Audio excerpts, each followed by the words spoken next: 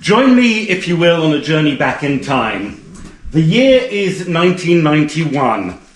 Bob Hawke is Prime Minister, a loaf of bread costs $1.44, and Darryl Braithwaite has a #1 hit with The Horses. At the cinema, meanwhile, the big blockbuster movie that everyone is talking about is JFK. Starring Kevin Costner, the film follows Louisiana District Attorney Jim Garrison as he tries to uncover the truth behind the Kennedy assassination. As he probes deeper and deeper, it becomes increasingly evident to him not only that the man arrested and in turn assassinated for firing the fatal shot, Lee Harvey Oswald, could not have been the killer, but that there was a whole array of people and organisations involved in the murder of the president and subsequent cover-up, including the mob, the military, the CIA, the FBI, Cuban nationalists, politicians, and even members of the United States government. Everything everyone had been led to believe by the authorities was false, and reality had been turned on its head. Laying out the conspiracy to his team, Garrison utters the iconic phrase, "We're through the looking glass here, people." In short, like Alice in Wonderland, nothing is as it appears or as it should be. It defies comprehension.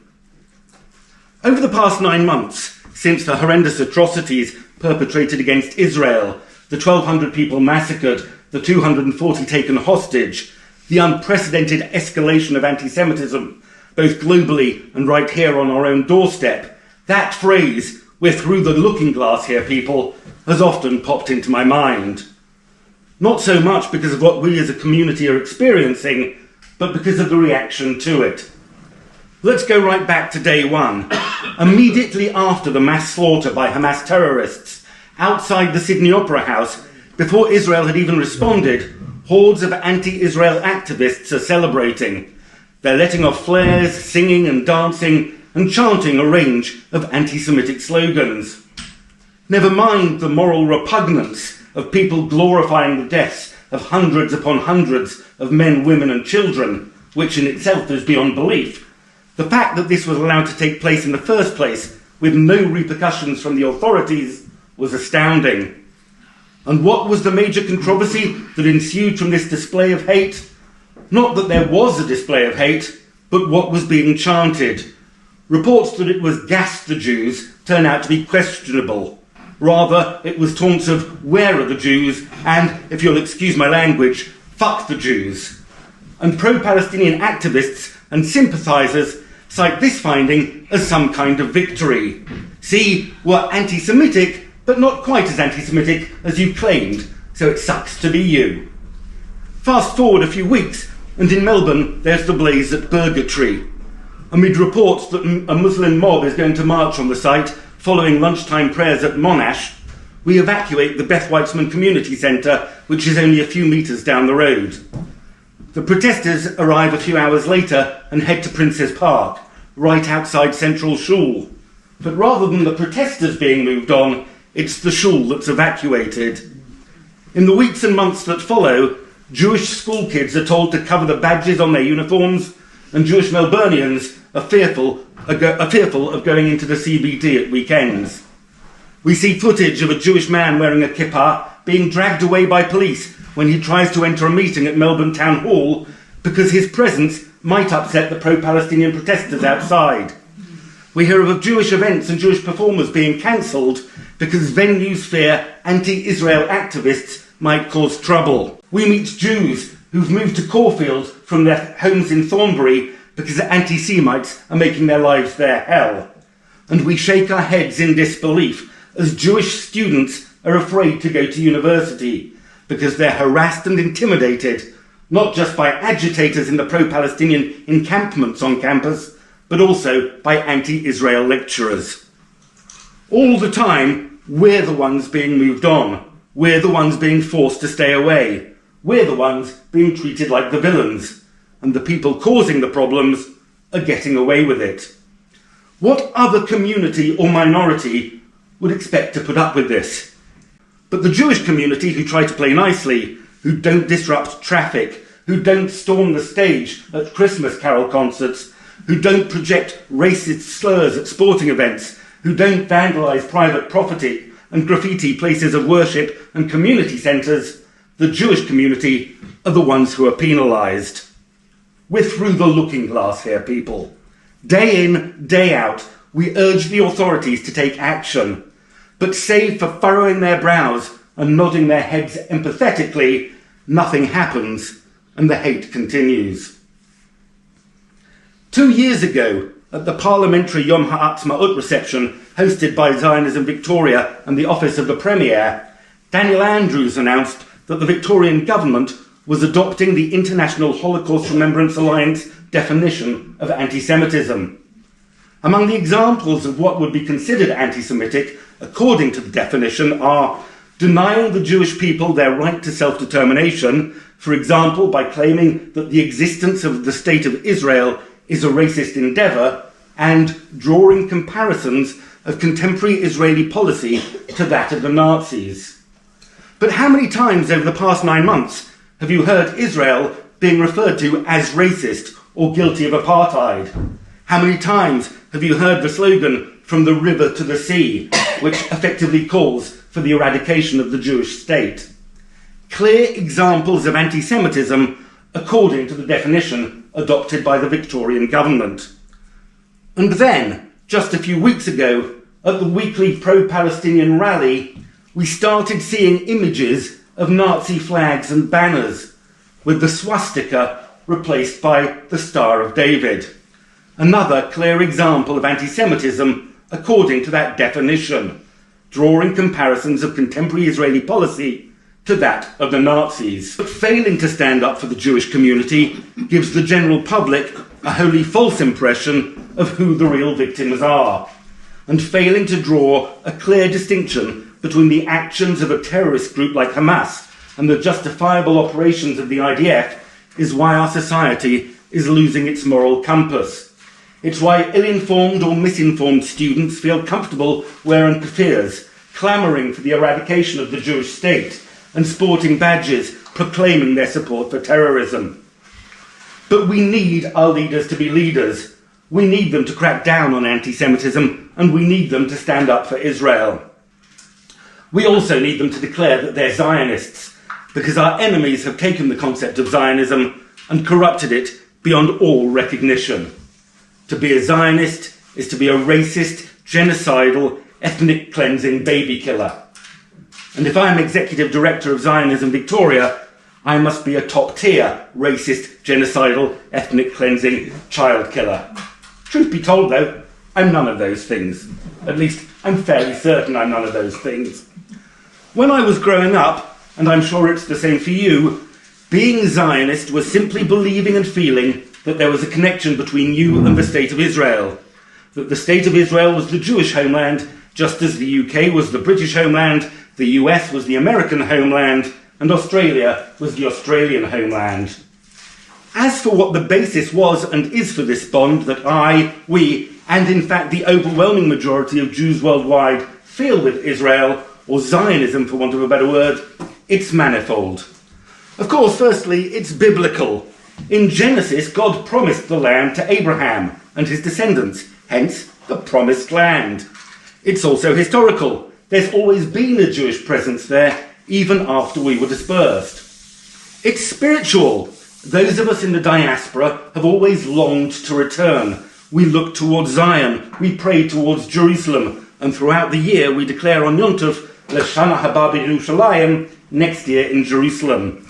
It's also commercial. In the 1850s, Sir Moses Montefiore built the first Jewish neighbourhood of Mishkanot Sha'anim outside the old city.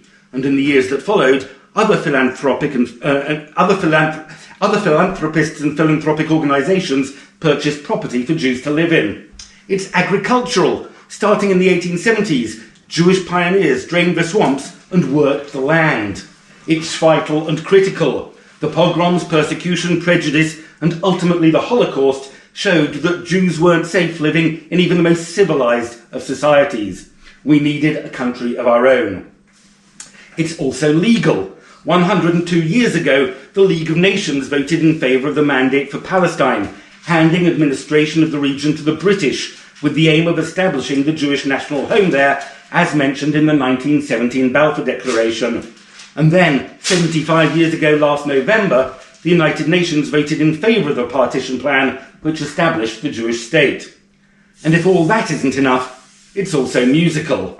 In Psalm 137, made famous by the band Boney M, with their chart-topping hit Rivers of Babylon, we weep there as we remember Zion.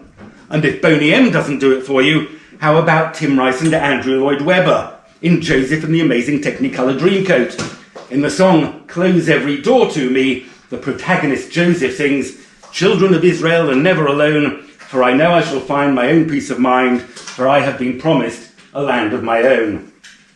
And if that doesn't convince you, let's try a bit of Disney. In the song Deliver Us from Prince of Egypt, the slaves sing, "Lord of all, remember us here in this burning sand. Deliver us, there's a land you promised us, deliver us to the promised land."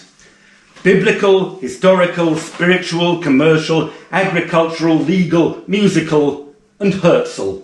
127 years ago, Theodor Herzl put them all together when he convened the First Zionist Congress in Switzerland. In his memoirs he declared, "In Basel, I founded the Jewish state." So that is Zionism, plain and simple. And yet out on the streets, we hear that Zionism is racism, Zionism is evil, and according to the owner of Burgatory, Hashtaya, that all Zionists are terrorists. Now let's not try and pretend there aren't a few bad apples, or even more than a few bad apples, giving the rest of us a bad name. Yes, there are those who believe in the greater Israel of the Bible, and that God wants us to settle all of the West Bank and all of Gaza, and probably parts of Syria and Lebanon as well. And yes, there are those in their ranks who talk about the Palestinians in inhumane terms. At the extreme, they are the Zionists who assassinated Yitzhak Rabin, who sent death threats to Knesset members who dared to support Naftali Bennett's coalition government, and who prop up Benjamin Netanyahu's coalition government and give it and Zionism a bad name.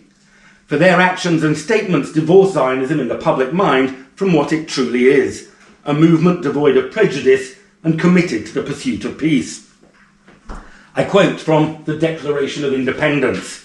"Israel will ensure complete equality of social and political rights to all its inhabitants, irrespective of religion, race or sex. It will guarantee freedom of religion, conscience, language, education and culture. It will safeguard the holy places of all religions. We appeal to the Arab inhabitants of the State of Israel to preserve peace and participate in the upbuilding of the state on the basis of full and equal citizenship and due representation in all its provisional and permanent institutions. We extend our hand to all neighbouring states and their peoples in an offer of peace and good neighbourliness, and appeal to them to establish bonds of cooperation. The State of Israel is prepared to do its share in a common effort for the advancement of the entire Middle East." Hardly what you could call racist, sexist, or an apartheid state. Are any of Israel's neighbours founded on a set of principles remotely resembling anything like that? Do Egypt, Jordan, Syria, Lebanon, Hamas, or the Palestinian Authority ever espouse similar sentiments? These are, of course, rhetorical questions. We know the answer to both is a simple no. And yet here in Melbourne, on the streets, on the news, in Parliament, we hear that Zionism is a demonic force. For just as many in the Islamic world decry America as the great Satan, so they charge Israel with being the little Satan. And while they may not use quite the same language, the sentiment isn't that far removed. You only have to see the stance taken by Greens MPs over recent months and by local councils. Politically, we're in a very dangerous place. We've seen what happened in the UK just 2 weeks ago. Yes, the Labour Party there won a landslide, but they actually lost a huge number of votes and a number of parliamentary seats to independent candidates who stood on anti-Israel platforms.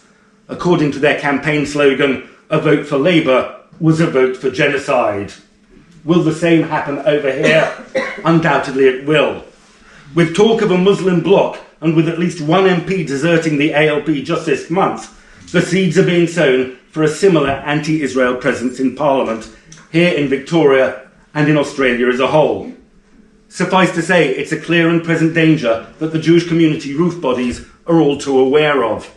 My organisation, Zionism Victoria, and my colleagues at the Jewish Community Council of Victoria, the Executive Council of Australian Jewry, and the Zionist Federation of Australia do all we can to shore up support for Israel and our community among politicians and in the media. I started this talk reminiscing about 1991. The film JFK, though, isn't the only thing I remember about that year. Cast your minds back, and you may recall it was the year of the first Gulf War. And you may remember that when Western forces headed to the Middle East to drive Saddam Hussein out of Kuwait, he responded by firing Scud missiles at Israel, even though Israel was not involved in the conflict.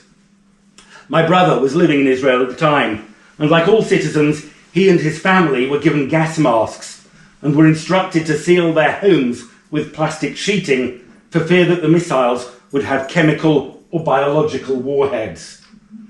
33 years on, even though the media don't report it, missiles are still being fired on Israel on a daily basis, from the north and from the south. And like Saddam Hussein, there are those who call for its destruction.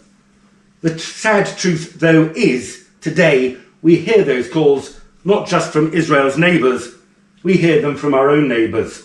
We hear them every week in the CBD, we hear them on the radio, we hear them on television, and we hear them not just from students camped on university grounds, but also from professors in the lecture halls.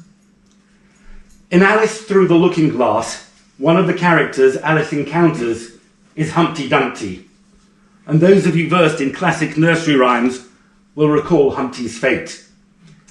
It pains me to say that for the past 9 months, our community has stepped through the looking glass. Only it's not Humpty we're facing, it's our multicultural society. But like Humpty, that has shattered, and having failed to take action, all the king's horses and all the king's men won't be able to put that together again. Thank you.